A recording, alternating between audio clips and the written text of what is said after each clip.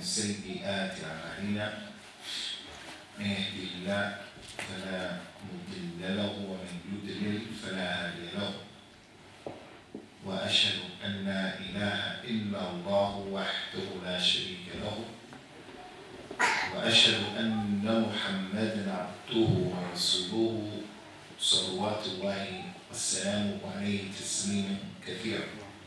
أما بعد فإن خير الكلام كلام الله وخير الهدى هدى رسول الله صلوات الله والسلام عليه وشر الأمور محدثاتها وكل محدثة بدعة وكل بدعة ضلالة وكل ضلالة في النار. Before we deal, inshallah, with our hadith today about one of the illustrious and noble personalities that were blessed to be with the Prophet sallallahu alaihi wasallam, I just want to remind you, brothers, of an important issue, and that is, I think everyone, even the youngsters here, all of the women, we've all memorized Surah Al-Asr. وَالْعَصْرِ إِنَّ الْإِنسَانَ لَفِي خُسْرٍ إِلَّا الَّذِينَ آمَنُوا وَعَمِلُوا الصَّالِحَاتِ وَتَوَاصَوْا بِالْحَقِّ وَتَوَاصَوْا بِالصَّبْرِ.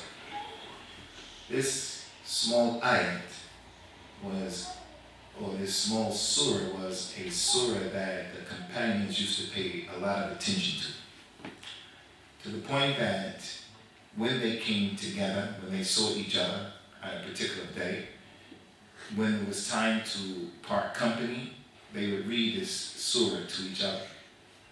That's how important it was. And if you were to look at the surah and what Allah Ta'ala is mentioning in the surah, and we're not giving the tafsir of the surah, just want to remind you of this issue. It's very small in the ayat that it contains, but it's really important. And Imam al-Shafi'i, he said, if Allah had only revealed Surah Al-Asr, it would have been enough. If that was the only surah of the Quran that was revealed, it would have been enough. But anyway, very quickly, and the point is, Allah Azza wa Jalla swore by the Asr time. It could be this time right now, Al-Asr, we just prayed Surah Al-Asr, or it can be Asr, the time itself, at-Dahr, the time. When Allah swears, He swears by whatever He wants to swear by. He swears by His creation. Wal-Fajr, wal-Shams, wal-Duha. He swore by Himself, sallallahu alayhi wa sallam. Wa-Rabbika la yu'minun. He swore by Himself. When we swear, we only swear by Allah. We only say Wallahi. We only say Billahi. We only say Tallahi. We don't say I swear on my mother's grave. I swear on my father's grave. We don't swear by it. We do that. That's a big sin in Islam. So Allah Azza wa Jalla only swears about something that is important. Sometimes we swear and we say Wallahi and we're lying. Wallahi, Liverpool they're gonna beat Manchester. We don't swear for little small things like that. We swear about things that are important and we only swear by Allah. Allah swore by the Asr time that all mankind are in a state of loss. All of them. Every person sitting here is falling into Khusran. He's going to be regretful about the time that he wasted.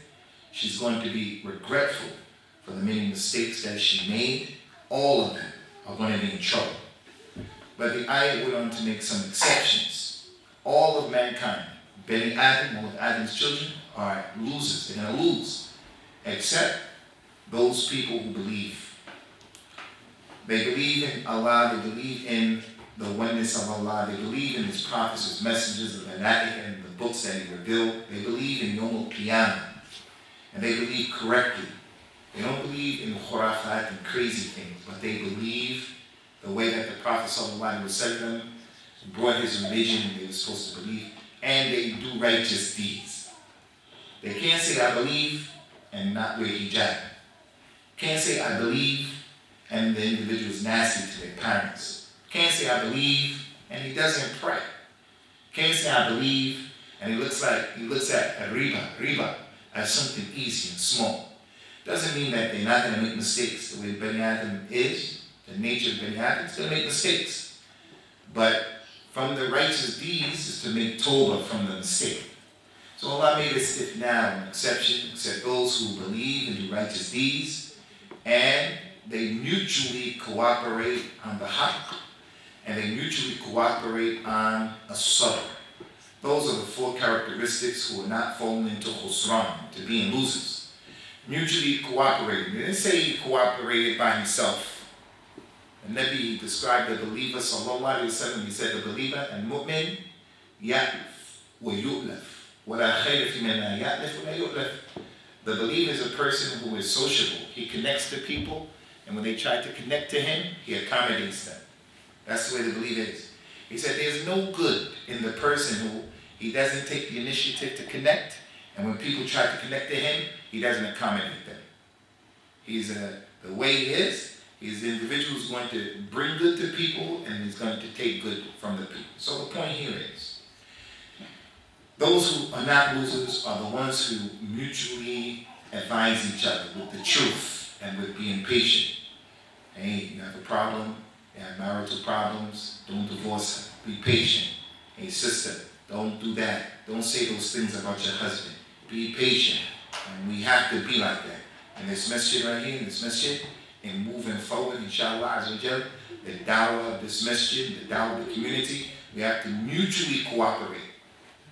Don't let this masjid be a masjid where it's the same one or two or three people who are doing everything. In order for the microphone to be put here, in order for the table to be put here, in order for the door to be open, in order for the food to come, it's just the same one, two, three people. The believers or the mankind, the people who won't be lost, won't be losers, are the ones who mutually cooperate with one another. So with that being the case, I just wanted to take this time out to remind all of you and to remind myself of the importance of not allowing any time to go by in your day except that you are an individual who's taking advantage of your time. The Nabi says, sallallahu alayhi wa sallam, ni'matan maghbunun fihima kathirun min al-nas. There are two favors that Allah gave people. Most of them are losers in these two things. He said, as-sihhatu wal-faragh. People waste their time and they waste their health. This young man, these young brothers, now is the time to try to learn your religion. Now is the time to try to learn the Quran. Now is the time when you have good health. Now is the time to fast. Now is the time to try to just do the good deeds. Don't wait till the day, if it ever comes, where you don't have good health. So you won't be able to pray. And when you do pray, you're going to be praying sitting down on a chair because you didn't take advantage of it when you were able. And al-faragh. You're free now, you're not married now, you have free time now, then take care of that free time by doing the things that are going to bring some benefit to you. Because if we don't, the surah said, إِنَّ الْإِنسَانَ لَفِي خُسْرٍ. All of mankind in a state of loss, all of them, except those people who take advantage of these issues. So in today's talk that I'm going to share with you, inshallah, you're going to see an individual who this surah, it applies to him. Just as the surah applied to all of the companions of the Prophet sallallahu alayhi wa sallam radiyallahu anhum ajma'in. And what was collected by Al-Imam Al-Bukhari and other than that particular book of hadith is what the companion told us, Abu Hurairah radiyallahu anhu wa ardah. He said that the Prophet was in Medina sallallahu alayhi wa sallam and he sent out from Medina a battalion, a group of people from the companions who lived in Medina. They were like soldiers. They just were going to go out to the outskirts of the city to make sure everything was okay. Because people wanted to extinguish the light of Islam at that time. There were a lot of hostilities against the Ummah, against Prophet Muhammad, against his deen. So the Prophet ﷺ, he used to make a tawakkul. That's a word that we all should know, even though we're not Arabs. That word tawakkul is one of those vocabulary words that every Muslim should know. Tawakkul, it means to rely on Allah. Not to rely on your intellect, not to rely on your muscles, not to rely on the police, but to rely on Allah. He used to have a tawakkul. But his tawakkul, he used to also tie his camel. He used to tie his camel. A man came to the masjid on his camel, he got off of his camel and he didn't tie the camel. And he went inside the masjid and the camel obviously just ran away. It just went away. The man came out and said, "Where's my camel? Where's my camel?" And he said, "That was your camel. Your camel ran away. It's going out now. It's gone." When the Prophet came, he said, "Ya Rasulullah, my camel ran away." The man said, he said, "My camel ran away." The Prophet said, "Why didn't you tie him? Why didn't you tie him up?" He said, "I made tawakkul on Allah. I relied on Allah, that Allah will keep my camel there." The Prophet said, "No." He said, "What you should do is tie your camel up and then make that tawakkul." So the fact that the Prophet sent those companions out to look, to make sure there was no harm, that's one of the teachings that he gives us on his Sunnah, Al-Ikhlas bil-Asbab, that he took precautions. When those companions went out and they were looking, they saw a man who was on his way to Mecca in order to perform Umrah, and they caught him because they could see this man is not a Muslim. So they caught the man and they tied him up. When they tied him up, they brought him and they put him outside the masjid. When the Nabi saw who it was, he came, he saw who it was, he said to his companions, "You know who he is?" They said, "Allah and his messenger know best. We don't know who he is." He said, "You caught Thumamah ibn Usal." Thumamah. Thumamah.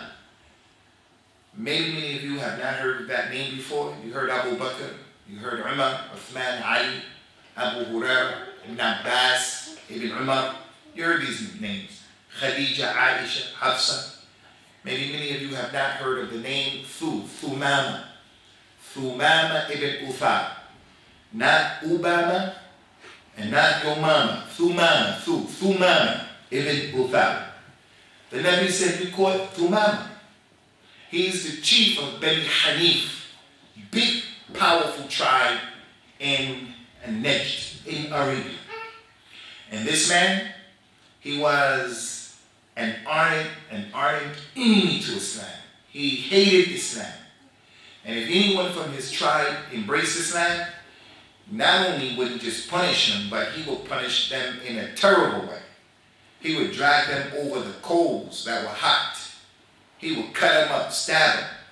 He would take animals, the horses, and tie their four extremities together and send the horses in different directions to pull a man apart. And he used to do that to make people afraid of embracing Islam. He was a terror on his community. So the Nabi said, "You have caught Thumamah ibn Usal." And he was on his way to perform Umrah as a non-Muslim. And it goes to show and prove that the non-Muslims and the Kuffar of Quraysh, they used to believe in Allah. They used to believe in Allah. Allah said in the Quran, وَلَئِنْ سَأَلْتُهُمْ مَنْ خَلَقَ السَّمَاوَاتِ وَالْأَرْضِ لَيَقُولُونَ اللَّهُ. If you ask these people who created the heavens and the earth, they're going to say, "Verily, Allah created the heavens and the earth." So they believed in Allah. The Prophet's name is Muhammad ibn Abdullah. So his father's name is Abdullah. Before the Prophet was born, his grandfather, Abdul Muttalib, he named his son Abdullah, the slave of Allah. They believed in Allah. And they knew that Allah was the big God. They knew that. That Allah was the Ilah. They knew that. But they used to worship all of those idols, not because they disbelieved in Allah, but they used to think that those idols can get them close to Allah. لا نعبدها إلا ليقربونا إلى الله زلفى. They said, we only worship these idols because they get us close to Allah.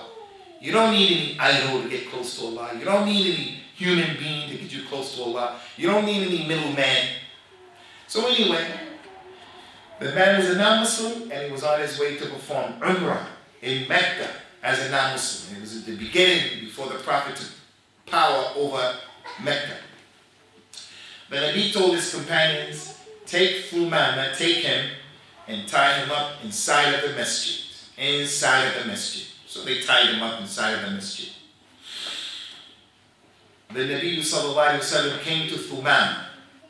Now the Prophet has power over Thumamah. This man was killing his companions. He was saying nasty things about the Nabi and about Islam.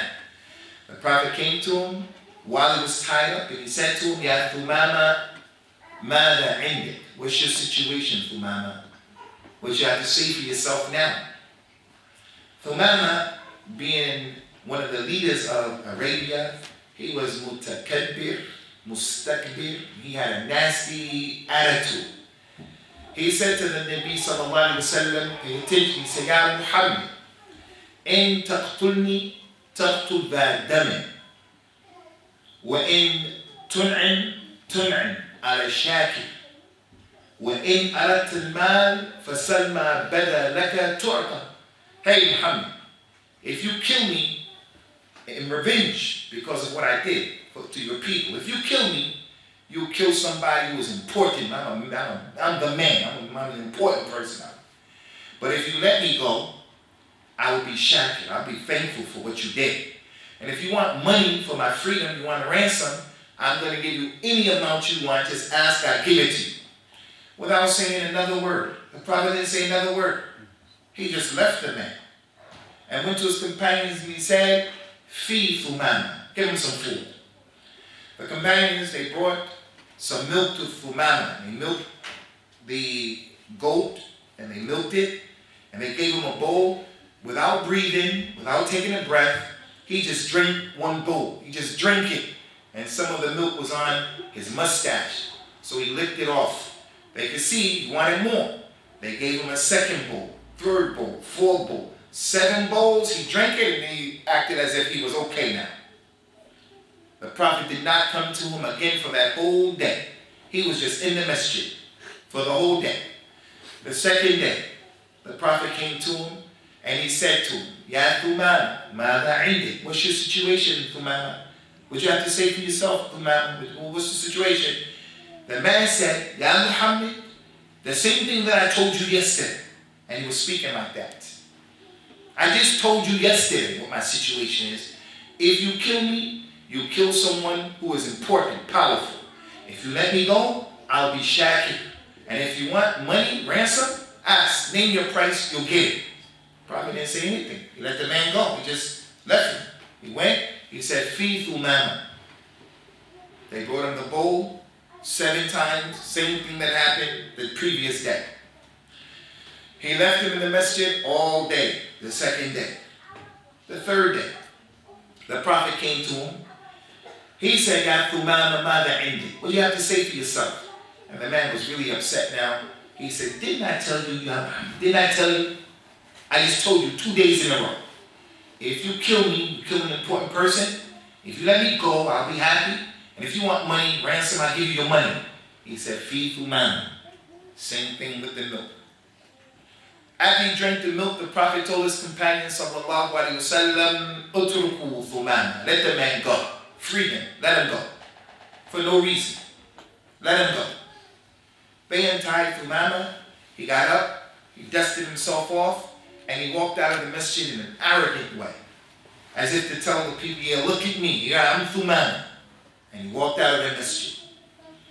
So the Muslims became busy as they normally do. Their normal day, they became busy.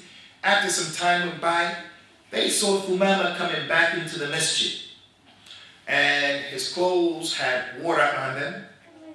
His lihya, Thumamah was a non-Muslim, but he had a lihya. Because in the Arabian Peninsula, there is a word I'm going to share with you guys. I think you all know this word. A man is called a rajul in Arabic. Rajul, a man. There are many characteristics in the Quran and the Sunnah that describe a man. There are meaning. What makes a man a man? Is it the fact that he just has some muscles? He has a lot of characteristics. وَجَاءَ مِنْ أَقْصَى الْمَدِينَةِ رَجُلٌ يَسْعَى. A man came from the furthest part of the city. He came in Surah Yasin. He didn't hide his Islam. He wasn't afraid of the people. And he came and he gave them dawah. because he's a man. Allah mentioned in the Quran, فِيهِ رِجَالٌ يُحِبُّونَ يَتَطَهَّرُوا وَاللَّهُ يُحِبُّ الْمُطَّهِّرِينَ. In that masjid are a group of men. They love purity. So the Quran mentioned many characteristics of the men. The Arabs of Arabia, before Islam came to them, they used to have a beard because they considered a man with a beard as being one of the characteristics of a man. Now don't get it wrong. A man can have a real big beard, but he's not a man. He got a big beard. But it just goes to show that before Islam came, those Arabs used to have beards. And this man, he had his beard and the water was dripping because he made a ghusl. The companions watched him walk through the masjid and he went right to the Prophet ﷺ where the Prophet was sitting. And then he said, in front of Rasulullah ﷺ, أشهد أن لا إله إلا الله وأشهد أن محمدا عبده ورسوله. And then he said, Ya Rasulallah. The 3 days before that, every time he spoke to Rasulullah, he said, Ya Muhammad, Ya Muhammad. But this is what I told you already. But when he came into the message, he embraced the religion, he took the Shahada, and then he said, Ya Rasulallah, O Messenger of Allah. There was never a religion that I hated more than your religion, and now your religion is the most beloved religion to me. Ya Rasulallah, there was never a face that I hated more than your face. Now your face is the most beloved face to me. Ya Rasulullah, there was never a Medina, a city, that I hated more than this city, your city. But now your city, Medina, is the most beloved city to me.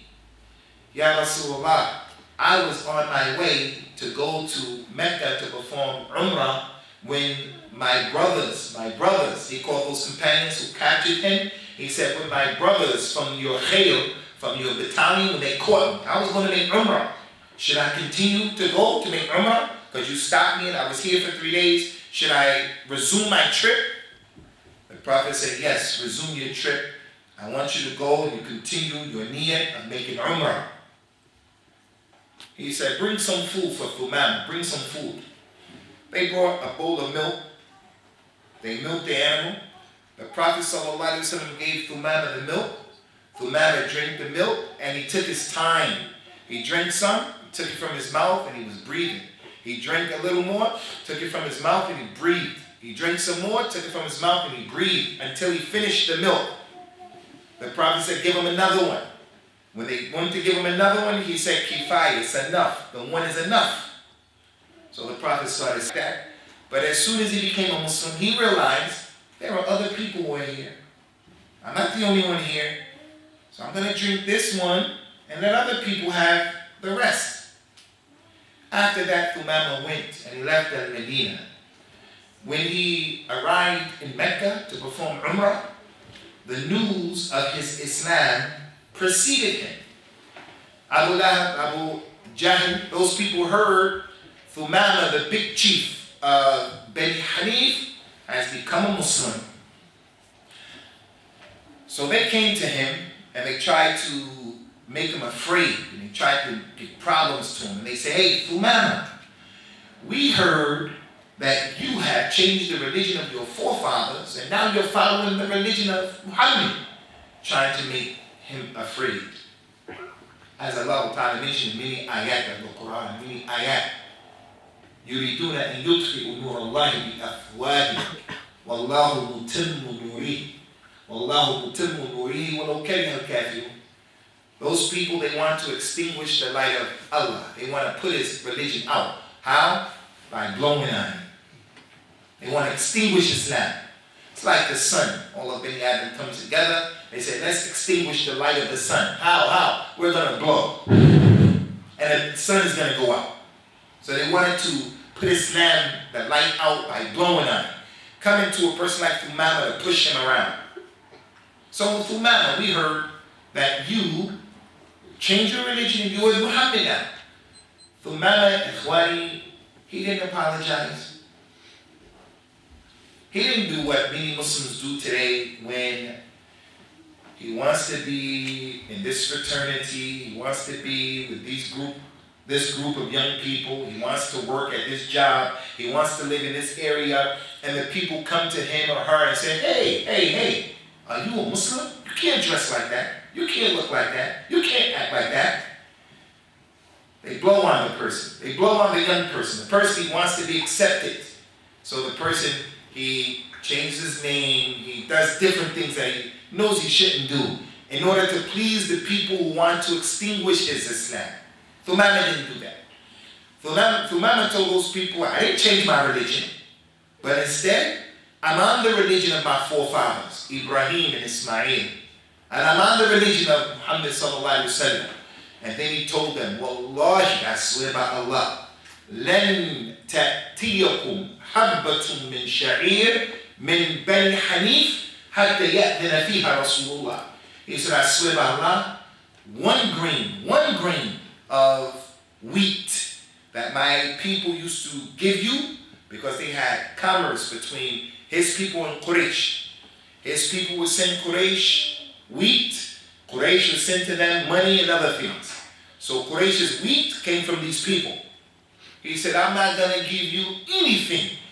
Finish. I'm going to make an embargo on you until the Prophet says it's okay. If Prophet Muhammad says I can give it to you, I'll give it. If he says no, I'm going to embargo you people. So some of the people of Quraysh said, hey, this is dangerous. Our economics are threatened right now. We need to do something to Thumamah while he's here right now.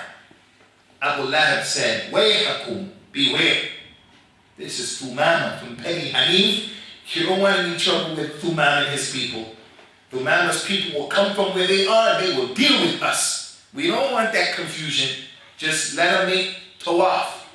So Thumamah began to make tawaf around the Kaaba. And he was the first person in Al-Islam that made tawaf around the Kaaba without being molested, without being bothered. He made tawaf before anyone else, radiallahu anhu, because of who he was. And it goes to show us, money, that, as the Nabi said, خَيْرُكُمْ فِي الْجَاهِلِيَّةِ خَيْرُكُمْ فِي الْإِسْلَامِ إِذَا فَقُوا. The best of you in Jahiliyyah are the best of you in Islam if you can understand it. If a person is a powerful person in Jahiliyyah before becoming a Muslim, if he becomes a Muslim, he's going to bring that same reputation, he's going to bring that same intellect, he's going to bring that same wazn, his weight, into the religion. So Islam is all for important people becoming Muslims. You know the surah, Abasa wa Tawalla and Ja'al al-A'ma? The Prophet frowned and he turned away when the blind man came. The Prophet didn't turn away from that blind man by making ihana or istisghar of the blind man. He wasn't putting the blind man down. What he was saying to the blind man was, hey, not right now. Don't ask me questions right now, because I'm dealing with these important people of Quraysh. If these important people become Muslims, they're going to help you, they're going to help me, they're going to help the whole da'wah. Nothing's wrong with that. But Allah Ta'ala, he told the Prophet, don't do that. Because these people who you're trying to get da'wah to, these rich people, powerful people, they're arrogant, they're not going to believe. Whereas this man, he has Ikhlas. And this man, he has taqwa. But the fact that Rasulullah sallallahu alaihi wasallam was paying attention to them, it just goes to show. We are not people who say we only want the weak people to become Muslims, poor people. No, we want important people to be Muslims. Important people.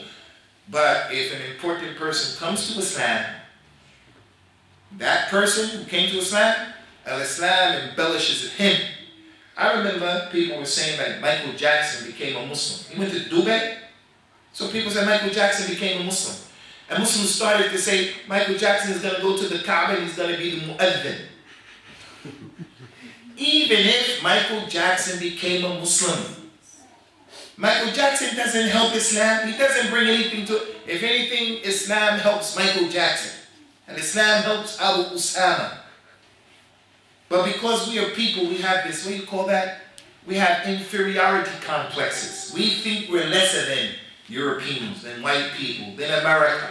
That's how Muslims are. We think we're lesser than these people. So as a result of that, when we see something that they do or they accomplish, you get the stamp of approval because they did it. Nah.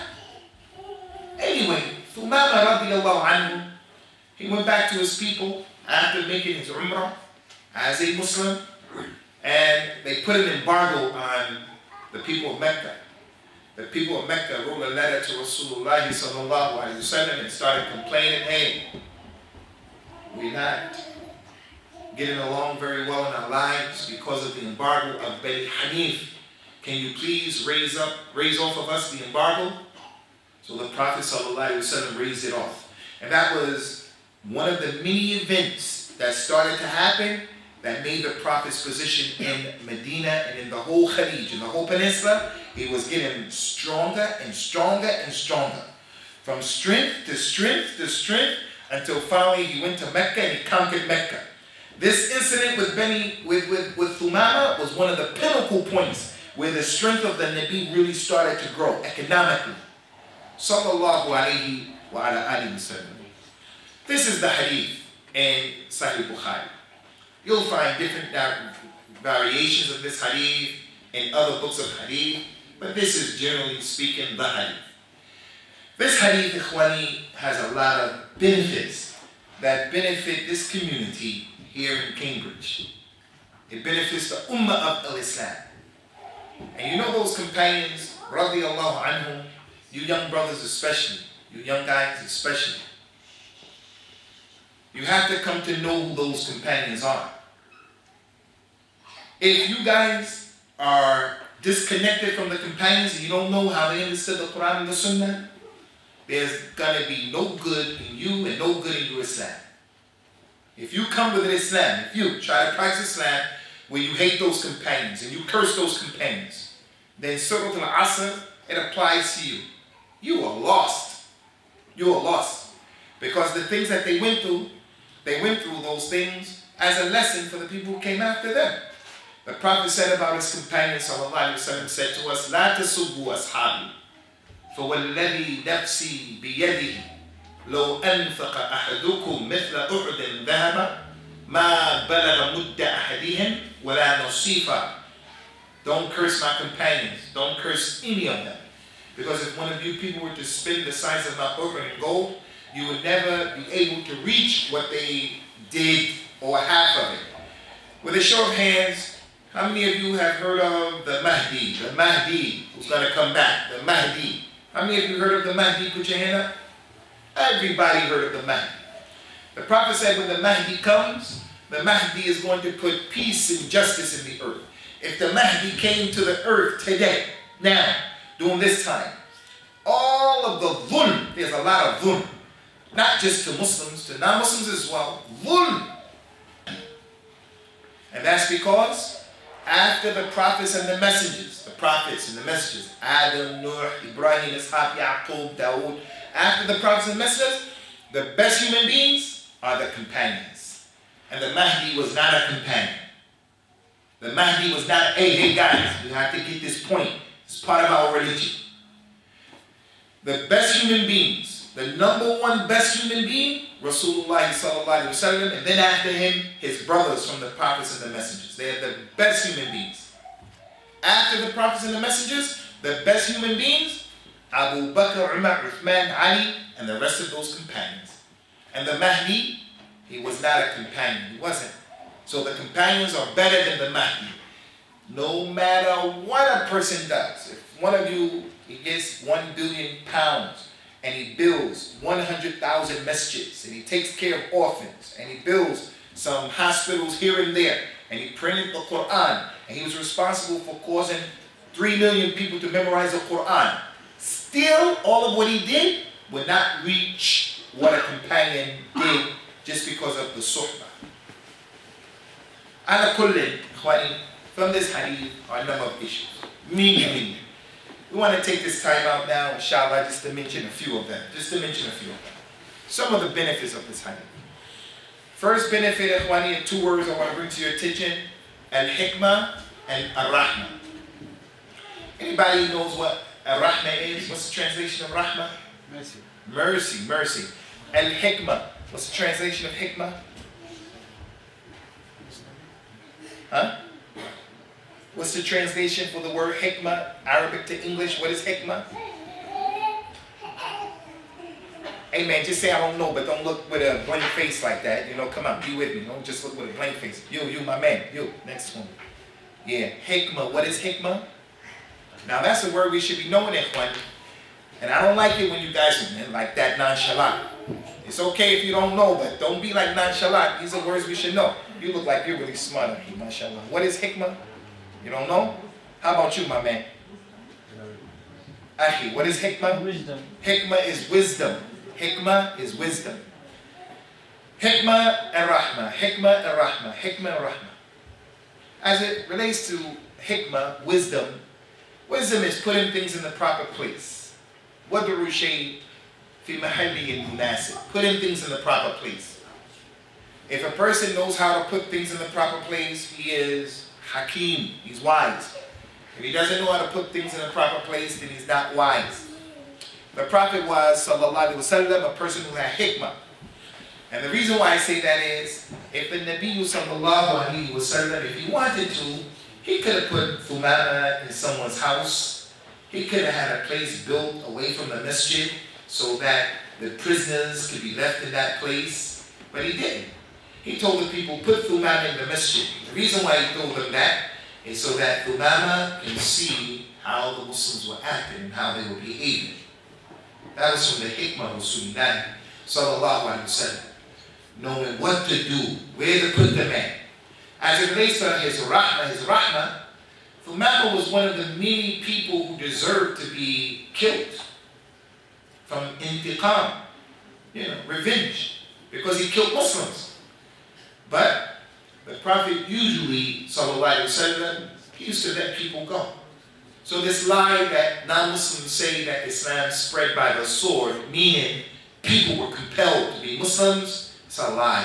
And this hadith and this incident and many other incidents show Rasulullah sallallahu alaihi wasallam used to be easy with the people. And he used to tell us as well, when non-Muslims who don't know this religion, when they do mistakes and they're being hostile, still, you should try to be gentle and easy in an attempt to bring them to Islam, because if you push back roughness with roughness, nastiness with nastiness, you're going to run the people away from this religion.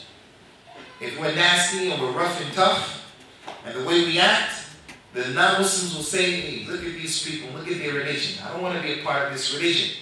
So whenever he would send someone to go to a city to give dawah, he would send his companion, go to that place and call them to Islam.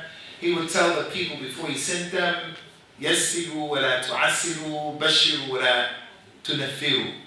Go and make things easy for the people. Don't make things difficult for them. And give them glad tidings and don't run them away from the religion.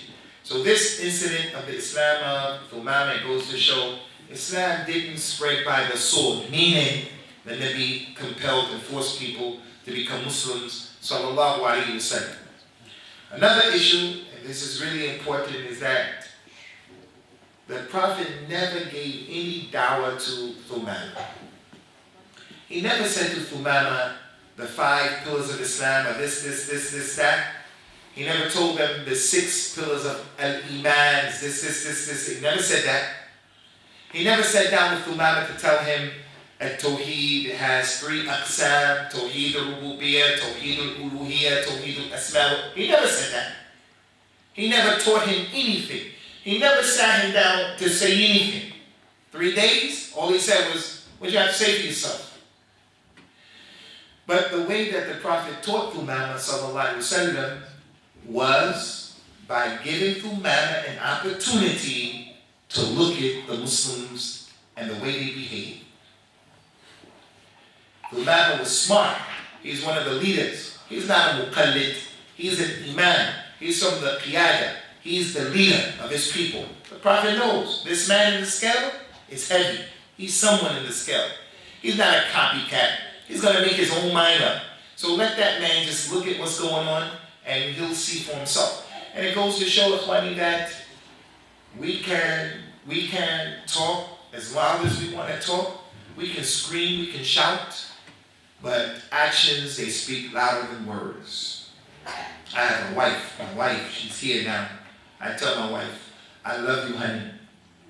And Although I say with my tongue, and it's important to tell her I love you, but if I love her and I don't allow, and she doesn't wear hijab, I don't say anything. If I'm rough and tough with her, if I'm not supporting her, if I'm, abusing her, if I'm going outside, picking up diseases, bringing it to you have to question my love. All of us. I love my mother. You love your mother. I love my mother. Okay, if I love my mother's not a Muslim, I have to spend some time to get down to my mother.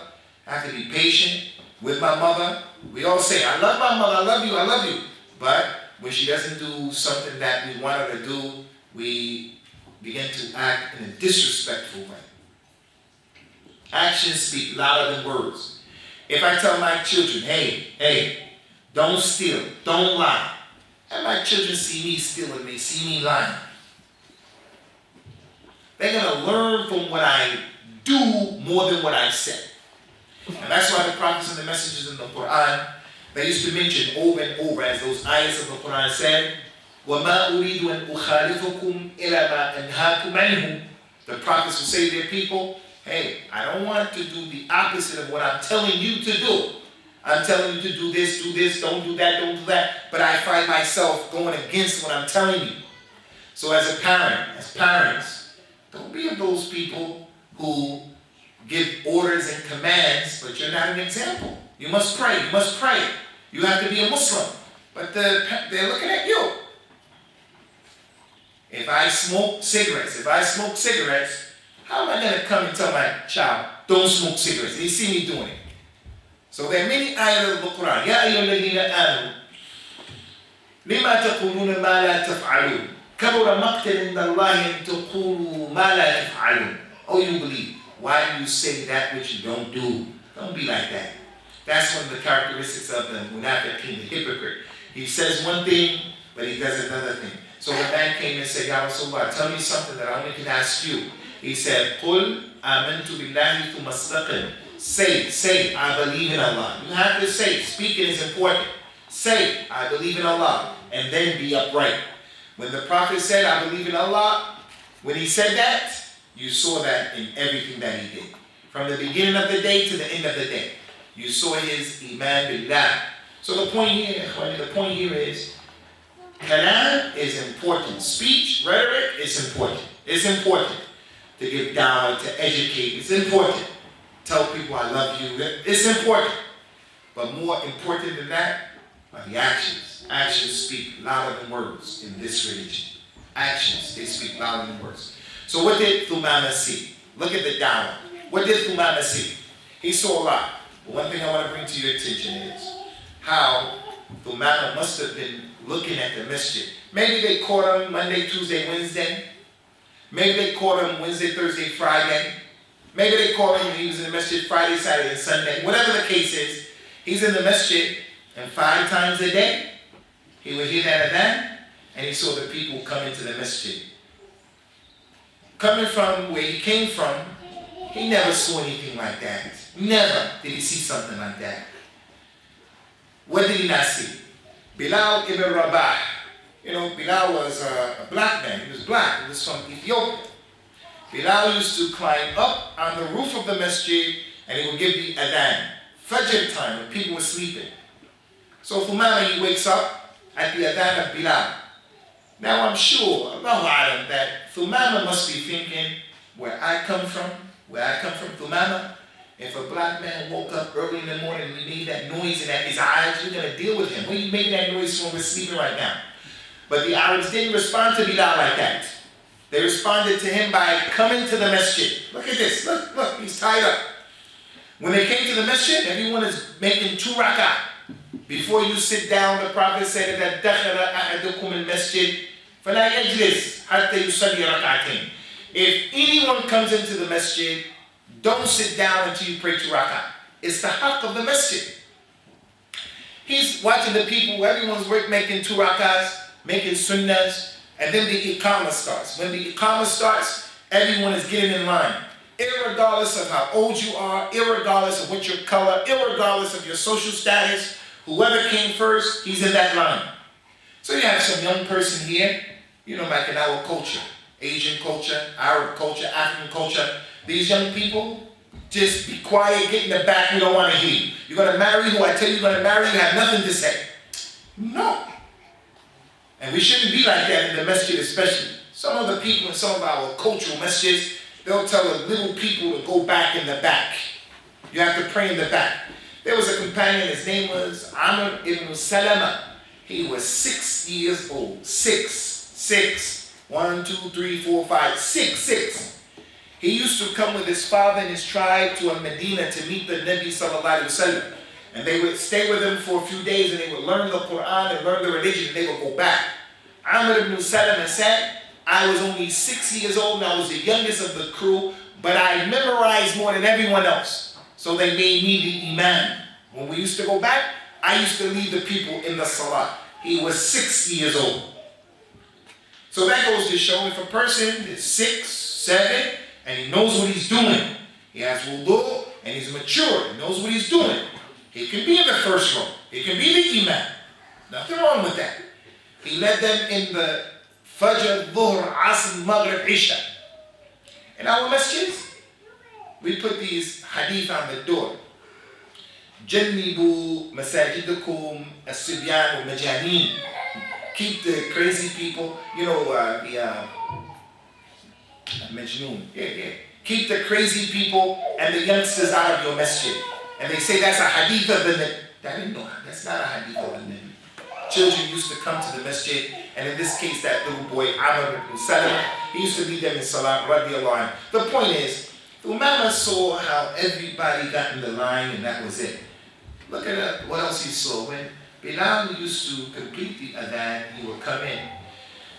Rasulullah sallallahu alayhi wa sallam, before starting the salat, he would not just turn towards the qibla and start praying. He didn't do that. He used to send Umar down that line, and Bilal would go down that line. And they would look to make sure that the line was straight. Bilal, he would take certain people from Quraysh who had become Muslim, powerful Arabs, and he would push them and pull them and say, move up, go back. And he would touch them like that and pull them and push them. Someone like Bilal would never be allowed to touch Abu Sufyan. Never. You can't even imagine. You cannot imagine someone like Bilal touching one of the leaders of the Arab, because it was their culture. It was just not respectful. But Thumamah is seeing, wow, the black man is touching, pushing, and the Arab guy doesn't say anything. He just, yanqadu lahu, he complies with what he wants to do. So Thumamah saw the akhuwa of al-Islam. He saw the brotherhood of Islam. He didn't see racism existing between the Muslims during that time. The revert comes into Islam today. The revert, you don't have to be a revert, but this is my own experience. I come into Islam. I was with masjids. I came to masjids. They made me feel like I didn't belong. And to this very day, you can go to a masjid. When you walk into that masjid, if all of the people, for an example, this is an example, they come from a particular ethnic group, they'll look at you when you come through the door, and they give you the feeling, you don't belong here. You don't belong. You don't look like us, and what are you doing here? And you can be dressed like a Muslim as well. Thumamah didn't see that. He saw those companions behaving in a particular way. And that's, again, Ikhwani, one of the reasons why Thumamah didn't drink the milk 7 times after becoming a Muslim. Because he realizes there are other people here I have to be considered. I have to consider other people. My child comes to the masjid. Yes, I told you, the Prophet used to allow children in the masjid. But my child is running around. I have to consider there are other people here. My child is disturbing the other people, and the masjid is not for that. So the Muslim is the individual who's always thinking about himself, but he's also thinking about the other people, Look what Thumamah learned. This is from the biggest lessons. Who taught Thumamah to say, Ya Rasulullah? Who taught him that? No one told him that. No one told Thumamah about a ghusl. Who told him to make a ghusl? He was seeing this stuff from the people. Nowhere in any of those hadith, the narrations, did anyone tell Thumamah, you have to make a ghusl to come into Islam. No one. He saw that happening with the people. He saw the companions, when they talked to Rasulullah, they would say, Ya Rasulullah, Ya Nabi Allah. They never said to him, Ya Muhammad. They never said that to him. Because Allah prohibited that in the Quran. وَلَا تَجْعَلُوا دُعَاءَ الرَّسُولَ بَيْنِكُمْ وَلَا تَجْعَلُوا دُعَاءَ الرَّسُولِ بَيْنَكُمْ كَدُعَاءِ بَعْضِكُمْ بَعْضًا. You Muslims, don't call Muhammad, don't call Rasulullah the way you call each other. I'm going to say, hey, Ahmed, hey, Bilal, hey, Ibrahim. I can do that. Hey, Abu Abdullah, I can do that. But you can't say to him, hey, Muhammad, you can't do that. You have to call him, Ya Rasulullah, Ya Nabi Allah. Allah Ta'ala mentioned in the Quran, Ya ayyuhalladhina amanu la tuqaddimu bayna yadi Allahi wa rasulih. Don't put yourselves in front of him. Don't put yourselves in front of Allah and His Messenger. So when those people used to talk to him, they used to speak and they would lower their voices. La tarfa'u aswatakum fawqa sawti an-nabi. Allah said, don't raise your voices when you're talking to him. And that's because our prophet and our Nabi, he deserves to be respected. Go into the Muslim, in the Masjid Ikhwani, where there's a madrasa of the Quran. You see the kids take the Quran. They'll draw pictures in the Quran. Go into some of the toilets, akramakumullah, in some of the messages of the Muslims, and you see inside of the toilets, the kids, people, they're drawing pictures and saying crazy things inside of the toilet of the masjid. Someone comes to a person, a Muslim, he says, hey, don't do that. Because the Prophet said, eat with your right hand and don't eat with your left hand. The person said, what are you talking about? Why? Because the Prophet said, Shaitan eats with his left hand, so you should eat with your right. The man said, what? Shaitan, he got a left hand, got a right hand? What are you talking about? You believe in that? Hey, Prophet Muhammad said that, Ya Akhi. That's the meaning of that. Ya Rasul. It's not just saying, Ya Rasulullah. It's also respecting his sunnah. When it comes, that sunnah is more important than your father. It's more important than your mother. It's more important than your culture. It's more important than your particular madhab. It's more important than your job. He told us, sallallahu alayhi wa sallam, La yu'minu ahadukum hatta akuna ahabba ilayhi min walidihi wa walidihi wa nasi ajma'in. None of you truly believes until I become more beloved to him than his father, his children, and all of the people. So we should have respect.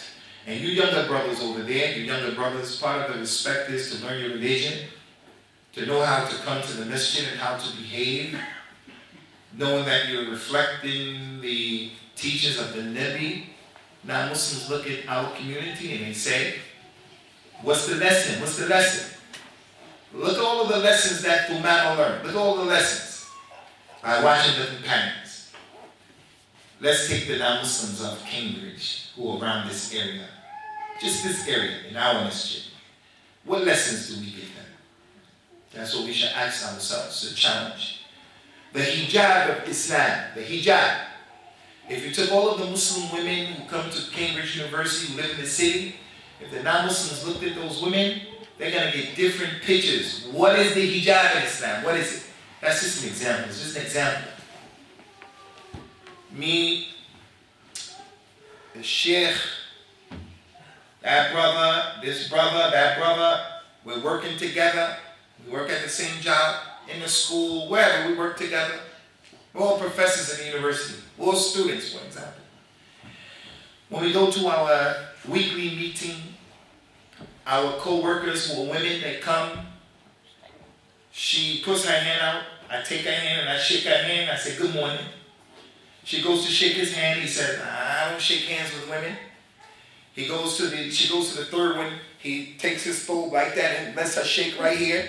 So I took the hand. He said, I don't shake hand. This one right here, he took that one.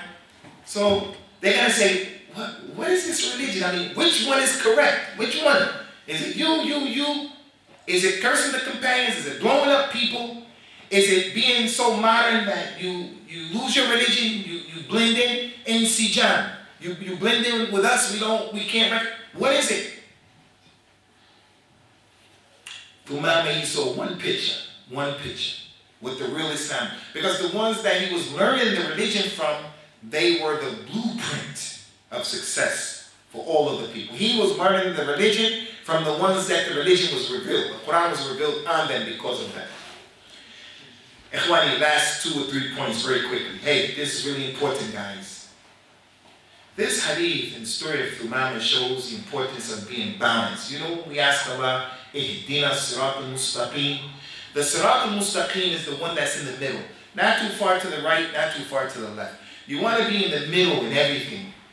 You want to eat moderately. You don't want to be a person who doesn't eat. You don't want to be a person who eats all the time. You don't want to be a person who talks all the time. You don't want to be a person who never talks. You don't want to be a person who laughs all the time. You don't want to be a person who doesn't laugh. You have to be moderate in everything you do.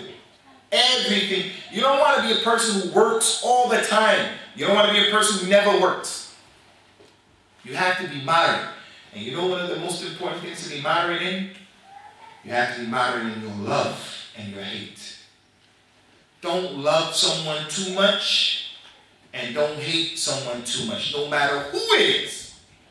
Because if you go overboard in your love and hate, you're going to have problems.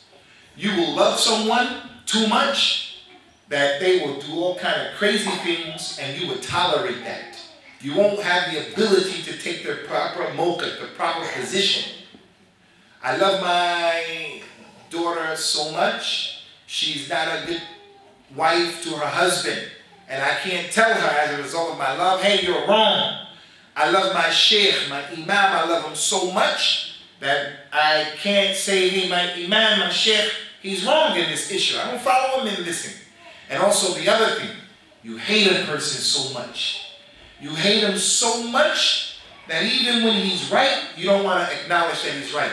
Some Jewish lady during the time of the Nabi sallallahu alaihi wasallam, she came to our mother Aisha and she said to Aisha, you Muslims make shirk with Allah. Aisha became angry knowing that this is a religion of Tawheed. She said, what are you saying? We make shirk. We don't make shirk. The lady said, yes, you do. Because you say, Ma sha'Allah wa sha'a Muhammad. It is as Allah wanted and as Muhammad wanted. Aisha went, she asked the Prophet, she said, hey, that Jewish lady said we made shirk because we say MashaAllah, Muhammad. The Prophet says, Sadaqat al-Yahudiyya, she told the truth. The fact that she was a Jewish lady didn't prevent the Rasul, the Prophet said, no, she's Jewish, is wrong. No. The truth is the property of the Muslim. We can't go overboard in our love, we can't go overboard in our hate. Where does that come from in the story? It comes from Thumamah telling the Prophet ﷺ, I never saw a face that I hated more than your face. I never saw a religion I hated more than your religion. I never knew a city I hated more than your city. But now Allah Ta'ala has changed all of that from hatred into love. There was a companion. His name is Amr ibn al-As. He's a tremendous personality in Islam. Amr ibn al-As, when the Tabi'un, they approached him, they said, describe Prophet Muhammad to us. How did he look? We didn't see him. Describe him to us. Amr ibn al-As said, before Jahiliyyah, I used to hate him a lot. I hated him. But after I became a Muslim and I looked at him, my tasharraba qalbi hubbuhu, my heart I just became, I loved him. He said, but I would never look him in his face. I used to always look down. They said, why? He said, haybatan minhu, because I was not afraid that he's going to hurt me, but just respect and reverence. He said, so if you ask me to describe him, I can't describe him because I didn't look at him like that. I used to not look at him out of respect. So, Thumamah, from one thing to another, it just goes to show that we have to be balanced. And that's what the Prophet told us to do, sallallahu alayhi wa sallam. أحبب حبيبك هون ما عسى أن يكون بغيضك يوم ما وأبغض بغيضك يوم ما هون ما عسى أن يكون بغيضك عسى أن يكون حبيبك يوم ما. Love a person, love the one you love moderately, the day may come, they become your enemy. Hate the enemy moderately, the day may come when he becomes your Habib. Just be balanced. Last thing that we want to mention, from the many things that can be mentioned, is that we can see in this hadith, Ikhwani, how Thumamah radiallahu anhu, how he used his position, how he used his authority, how he used his profession, how he used his personality to further the cause of the religion. When the people of Quraysh came against him because he became a Muslim, he used the fact that he was doing tijara and trade with Quraysh to put an embargo upon them. He used his power and his ability to bring strength to the ummah. So the Muslim should understand that his money is for him and his family, but he has to use his money, he has to use his possessions, he has to use his skills, he has to use his intellect to help further the cause of the religion. The man happens to be a plumber, that's his job. He should be in the service of the Muslims. Doesn't mean he has to do all the work for free, but he should cut them a discount. If he could get it for free or do something for free, he should do it. He's an electrician, he should put his services in the plate at the disposal of the Muslims. He's an educator, he helps to educate the Muslims, gives remedial lessons for the whatever. I think you get the picture. إن الله اشترى من المؤمنين أنفسهم وأموالهم بأن لهم الجنة. Allah, he purchased the money and the lives of the believers. So that was what the companions were upon, radiallahu anhum, in terms of their sacrifices and the way that they were for the religion. And this hadith of Thumamah is like many of the other hadith of those companions who embraced Islam. If you guys go back and read about how Salman al-Farisi became a Muslim, these issues are just amazing. Abu Dhar al-Ghafari and how he became a Muslim, the challenges that these people used to have. And then for someone to come now who hasn't done a fraction of the sacrifices of those companions, and the person is cursing them and hating them and being against them, this is something that is extremely disturbing. It's extremely disturbing. So that is the story in the Islam of Thumamah ibn Usal. And there are some other benefits that maybe during the course of the Q&A session, maybe they'll come out, maybe they don't. But we ask Allah subhanahu wa ta'ala to be pleased with Thumamah and the rest of the companions of the Prophet sallallahu alaihi wasallam, and that he puts us with them, that he connects us with those companions in the Jannat al-Firdaus, inshallah, yawm al-qiyamah. So if you brothers have